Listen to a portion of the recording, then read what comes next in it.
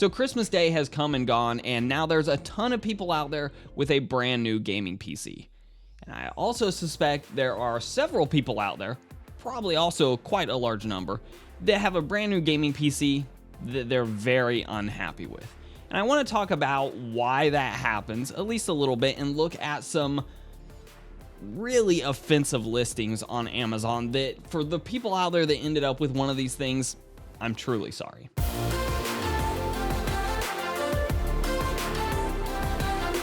So of course, if you have a gaming PC, there's a huge upside to being a PC gamer versus a console gamer.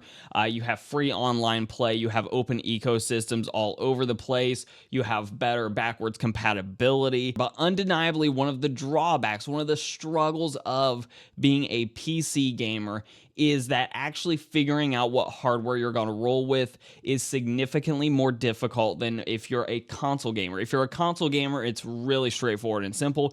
You purchase, whether you're Team Xbox, Team PlayStation, or some other console that's out there, you purchase the most recent version of your hardware, and you're going to be able to play the games that are coming out today and tomorrow and into the near future.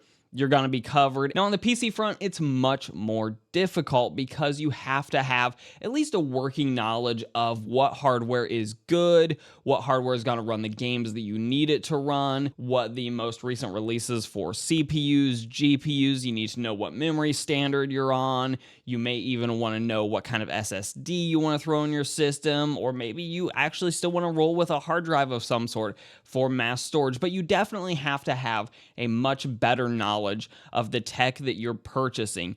And during Christmas season, a lot of people are asking for a gaming PC, and the people buying the gift might not always know exactly what they're getting. Let's hop over to Amazon here.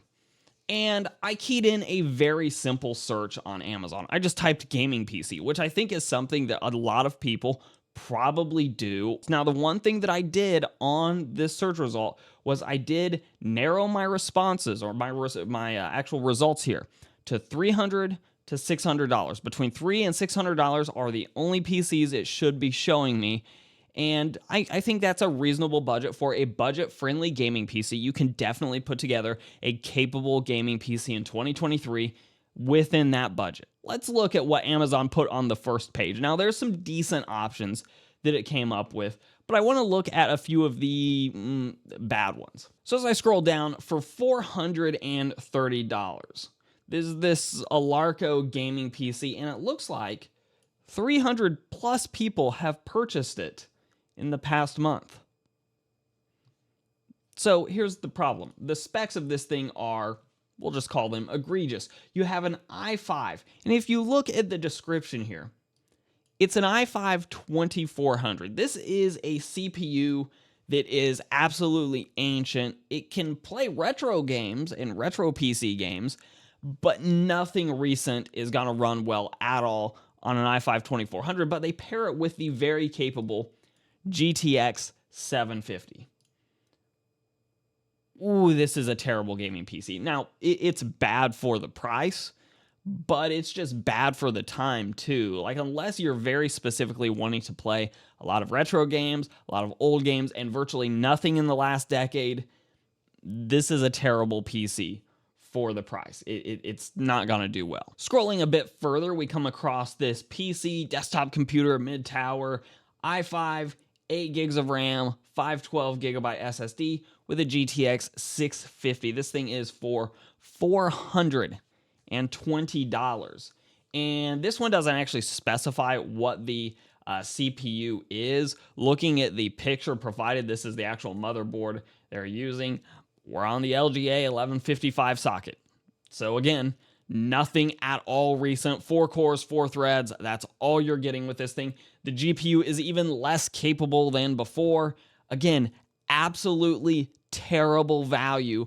And somebody that spent this much money on a gaming PC, if they give it to their kids as a present or something like that, their kids are not going to be happy, because this thing is not going to run even something like Fortnite well at all. It's a terrible PC.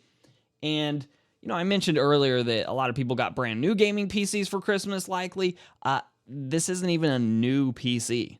It's likely a new chassis, might be a new power supply, but most of the parts in it are ancient and almost certainly at some point used and just kind of thrown into a new gaming PC. Okay, one more I wanted to look at. Towards the bottom of the first page, I have this, again, i5, at least it tells us it's 3rd gen, so 3000 series, GTX 750 again, 16 gigabytes of RAM, but a 1 terabyte hard drive, so not an SSD, so it's not even gonna feel snappy out of the box. Once again, likely a new actual case. Again, $500 for this thing, which in 2023, if you're wanting to play any kind of recent games, completely useless. Now, all this being said, I don't necessarily blame Amazon or other sellers. eBay is a pretty egregious one as well, but of course, those are people just selling their own stuff. I don't necessarily blame these storefronts for not curating something like gaming PCs, because that would be very difficult to actually be able to properly curate. I'm sure it's not something that any of these companies want to be dumping resources in.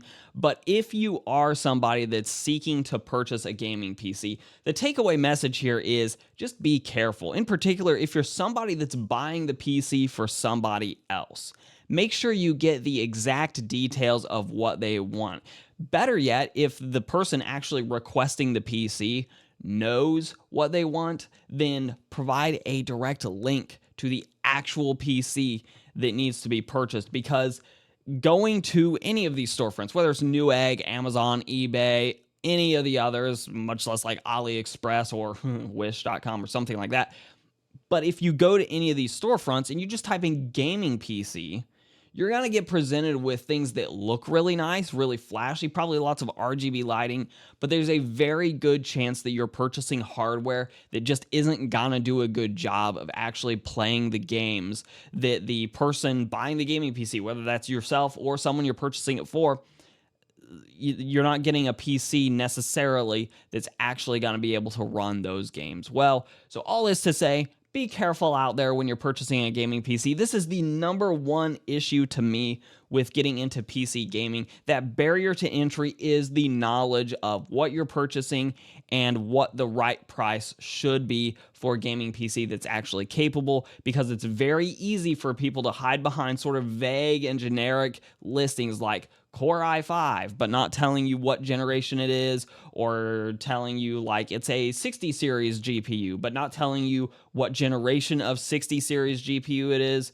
It's very easy to hide behind listings in the PC realm and sort of get away with it for a while. I would go out on a limb and guess that a lot of these, maybe not the ones that I showed you necessarily, but a lot of these are sort of notorious for being listed, and they ring up several sales over the course of a short period of time, and then the company is delisted from Amazon, or the exact gaming PC shows up under a completely different listing with a different brand name attached to it, because the people selling these know that it's not a good gaming PC in the first place. So be careful out there. Make sure you do your research and make sure you know what you're purchasing, whether it's on Amazon, Newegg, or other places all over the place. Just make sure you know what you're purchasing, because that's the biggest problem, at least to me, with getting into gaming PCs for the first time.